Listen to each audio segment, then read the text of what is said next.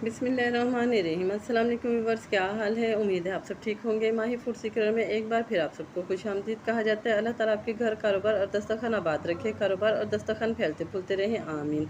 आज हम आपके लिए इंतहा मज़ेदार स्नैक्स की रेसिपी लेके आए हैं, जिसके लिए हमने 250 ग्राम मैदा, 2 चम्मच चॉकलेट पाउडर, 1 कप मिल्क, 1 अंडा, 150 ग्राम पिसी हुई चीनी और आधा चम्मच लिए नमक। तो चलें स्नैक्स बनाने शुरू करते हैं। साफ से बाउल में मैं यहाँ पे डाल रही हूँ 250 ग्राम मैदा। मैदे को मैंने अच्छे से छान लिया था ताकि इसमें बाल वगैरह ना हो।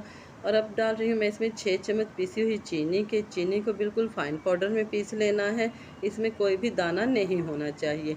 250 ग्राम मैदे के लिए 6 चम्मच चीनी बिल्कुल ठीक है। आधा चम्मच डाल रही हूँ मैं इसमें नमक, ताकि इसका मीठा मीठा स्टेबल रहे। और साथ ही डाला है मैंने आधा चम्मच जो है वनीला एसेंस का, स्नैक्स की खुशबू के लिए। 1 चम्मच डाल रही हूँ इसमें बनास्पति घी का, ताकि स्नैक्स हमारे बहुत सॉफ्ट से बन के तैयार हों। 1 अंडे को अच्छे से फेंट लिया है और वो डाल दिया है। और अब हाथ की मदद से अंडे को मैदे में मिक्स कर लें और इतनी देर इसको मिक्स करते रहें कि अंडा, चीनी और वनीला एसेंस जो हमने डाला था वो मैदे में अच्छे से मिक्सअप हो जाए। सारे मैदे को मिक्स करने के बाद आधा हमने निकाल लिया है और आधे में डाला है मैंने 2 चम्मच चॉकलेट पाउडर का, ताकि हमारे स्नैक्स को चॉकलेटी फ्लेवर भी मिल सके। और थोड़ा थोड़ा दूध डालते हुए इसकी एक अच्छी सी डो गूंद लें। डो हमने इतनी गूंदनी है जितना हम नॉर्मल रोटी बनाने के लिए आटे को गूंदते हैं, ना तो उससे ज़्यादा हार्ड गूंदना है और ना ही उससे ज़्यादा सॉफ्ट। तो ये एक चॉकलेटी फ्लेवर वाली डो हमारी तैयार हो गई है। उसको हमने साइड पे कर दिया है और बचे हुए अमेज़े में थोड़ा थोड़ा दूध डालते हुए इसकी भी एक हार्ड सी डो गूंद लेनी है। इसको भी उतना ही गूंदना है जितना सॉफ्ट या हार्ड हमने जो है ना चॉकलेटी फ्लेवर वाली डो को गूंदा है। एक नॉर्मल आटे जितना हमने इनको गूंद लेना है। इसको अच्छी तरह देखिए गूंद लिए मैंने, कितनी प्यारी सी इसकी डो बन गई है। और अब इसको कवर करके जो है ना 10 मिनट के लिए फ्रिज में रख देंगे हम अपनी दोनों डो को। 10 मिनट व्यूवर्स यहाँ पे गुजर चुके हैं। देखिए हमारी माशाल्लाह दोनों डो जो हैं सेट होने के बाद कितनी अच्छी लुक में आ गई हैं। एक दफ़ा इनको हाथों पे उठाते हुए इस तरह बेल लें ताकि आपको इनकी सॉफ्टनेस का पता चल जाए। अब चॉकलेट वाली को भी उठा के इस तरह बेल लें ताकि इसकी सॉफ्टनेस भी इक्वल हो जाए और इनके ऊपर प्यारी सी शाइनिंग आ जाए। काउंटर बोर्ड पे हमने डाल लिया थोड़ा सा मैदा और चॉकलेट वाली डो में से आधे को लेके हाथों से बेलते हुए इसका एक प्यारा सा पेड़ा बना लें गोल सा, ताकि हम अपने स्नैक्स बनाना स्टार्ट कर दें। और हाथों की मदद से इसको काउंटर बोर्ड पे फैलाते हुए एक छोटी सी रोटी बना लें। जब हमारी ये रोटी इस तरह की शेप में तैयार हो जाएगी तो अब हम इसको बेलन की मदद से एक नॉर्मल रोटी जितना बेल लेंगे।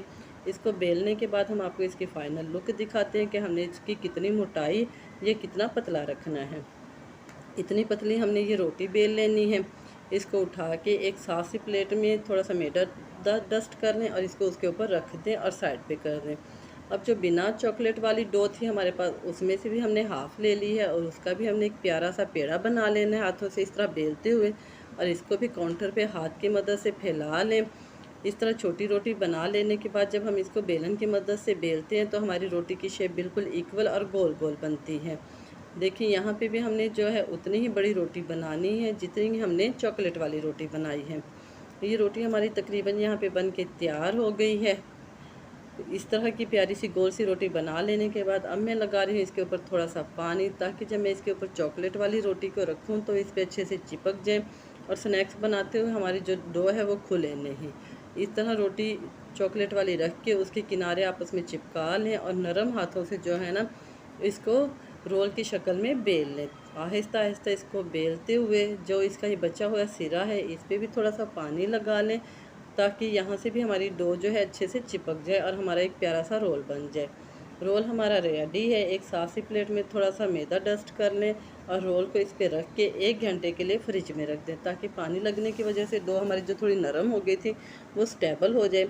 1 घंटा हमारी डो को फ्रिज में रखे गुजर गया है। डो हमारी स्टेबल हो गई। देखिए इंशाल्लाह ये जो है जान में आ गई है। अब इसको काउंटर पे डाल के एक दफ़ा फिर हाथों की मदद से थोड़ा बेल लें ताकि ये इक्वल हो जाए। और अब हम करते हैं स्नैक्स की कटिंग। छुरी से कटिंग करके हमने आपको दिखाते हैं कि इसकी कटिंग जो है बिल्कुल भी ठीक नहीं होती। इसका जो है ना यहाँ से मुंह चिपक जाता है और रोल का भी। तो इसकी कटिंग के लिए हम यूज़ करेंगे यहाँ पे थ्रेड की मदद से जो है ना हमारे स्नैक्स की बहुत अच्छी कटिंग होती है, बहुत प्यारी शेप बन के तैयार होती है।